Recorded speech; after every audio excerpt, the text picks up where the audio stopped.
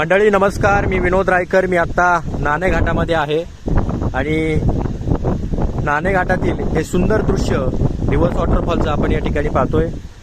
आज 8 ऑगस्ट आणि आजच्या दिवशी आज या ठिकाणी शनिवार आहे. प्रचंड पर्यटकांची गर्दी आपण पाहतोय.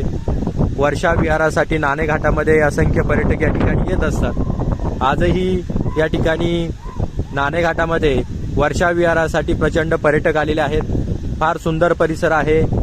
पुणे जिल्ह्यातील जुन्नर तालुक्यातील असणारा हा नाणे घाट आणि पुढे जीवधन किल्ला आहे आणि बरोबर जीवधन किल्ल्याच्या पायथ्याशी असणारा हा नाणे घाटातील रिव्हर्स वॉटरफॉल.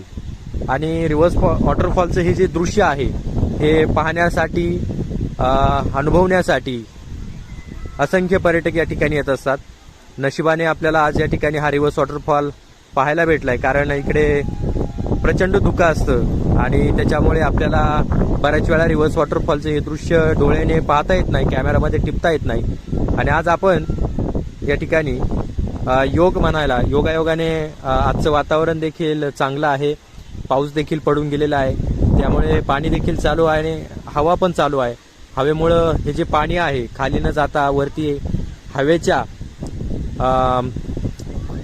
दाबामुळे पुन्हा वरती जातं. हवा प्रचंड असल्यानंतर हे जे पाणी आहे पुन्हा वरती फेकलं जातं आणि म्हणून या वॉटरफॉलला रिव्हर्स वॉटरफॉल म्हणतात.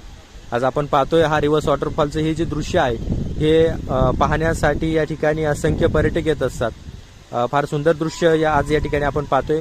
खूप लांबनं लोक हा नाणे घाटातील रिव्हर्स वॉटरफॉल पाहण्यासाठी येत आहेत. जुन्नरमध्ये असंख्य वॉटरफॉल आहेत आणि ते बरेचसे वॉटरफॉल पाहण्यासाठी या ठिकाणी असंख्य पर्यटक येत असतात.